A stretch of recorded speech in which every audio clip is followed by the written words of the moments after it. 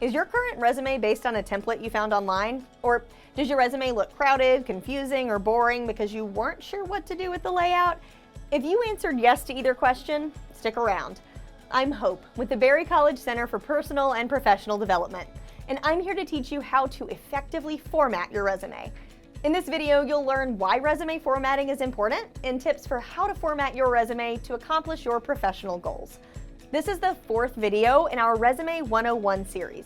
For more tips on what a resume is, what to include in a resume, and how to summarize your experiences, check out our other Resume 101 videos and the accompanying resume guides. First, did you know that the format of your resume can impact whether or not you're invited for an interview?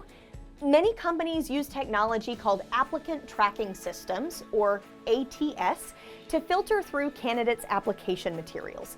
In fact, JobScan's 2023 ATS usage report found that 97% of Fortune 500 companies use applicant tracking systems to filter and rank qualified candidates, and small to mid-sized companies are following suit.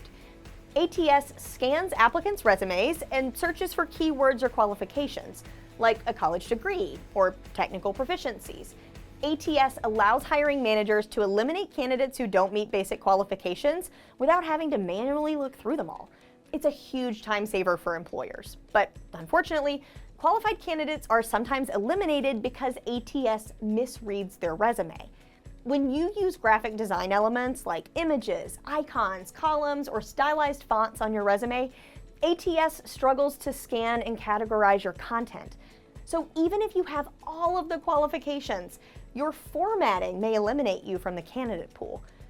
Even if you're applying to a job that doesn't use ATS to filter candidates, your resume formatting still matters. Remember, a hiring manager looks at a resume for about 7 seconds before deciding to trash it or take a deeper dive. If your resume looks sloppy, juvenile, or overcrowded with tiny text, it's likely going in the trash. The same thing goes for resumes that are more than 1 page long.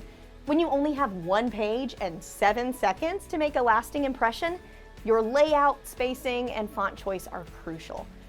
So how do you format a resume that passes an ATS scan or a hiring manager's first glance? Tip number 1, keep it clear and simple.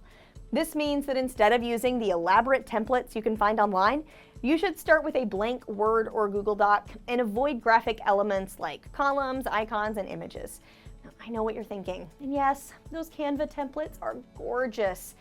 But consider this, when you use a graphic design resume, like one of those templates, the hiring manager's attention is drawn to the bells and whistles of your design instead of your actual content. Ultimately, these design elements distract us from your experience and transferable skills. Hiring managers overwhelmingly agree that unless you're applying for a job as a graphic designer, you should not submit a designed resume. A plain old Word document is reliable and far more likely to get you the results that you want. Tip number 2, guide the reader through your resume by emphasizing section headers and grouping sections together. The concept of visual hierarchy refers to how we arrange visual elements to show the audience what information is important. This concept applies to how we format text on a resume. We as readers are drawn to elements that stand out, like text that's larger, bolded, or in a position of prominence. Since we read from top to bottom and left to right here in the US, text toward the top or left of the page is going to draw our eyes before what's on the bottom or right side. You should emphasize your name and section headers to guide the reader through your resume. You can do that by using a larger font, bolding text, or using capital letters. While color can also be effective in creating visual hierarchy, you want to be careful with using color on a resume.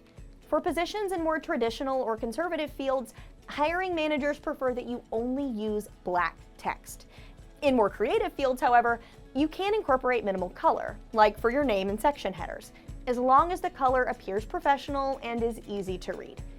The spacing of your resume also helps to guide us through the page. Insert line breaks between sections and use enough white space, the blank space where nothing is written, to group together text within each section. Tip number 3, be strategic with your font choice. You may not be a font nerd like me, but your resume font choice says a lot about you.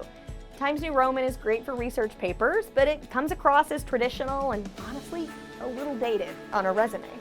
There are other great font options you can use that are easily readable, look professional, and pass ATS scans. ATS-friendly fonts that we commonly recommend include Arial, Cambria, Calibri, Garamond, Georgia, Helvetica, Palatino, Tahoma, and Verdana. If your resume is going directly to a human being and not through ATS and an online application portal, you can play around with font choice to best represent who you are as a professional.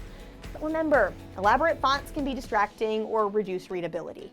Avoid fonts that are heavily stylized, narrow, light, or gimmicky. You'll want to stick with no more than 2 different fonts for your entire document.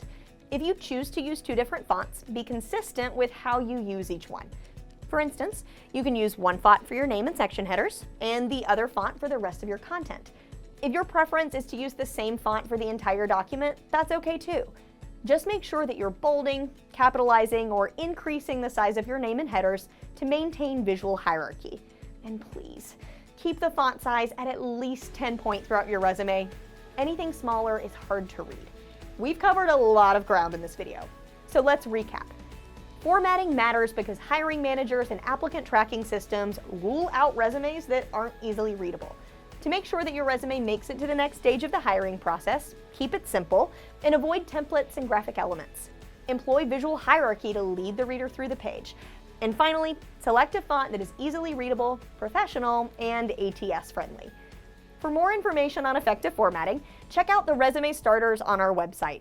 If you need help creating your resume or tailoring it for a specific position, check out the other videos in our series or schedule an individual resume consultation with the CPPD. We hope to see you soon.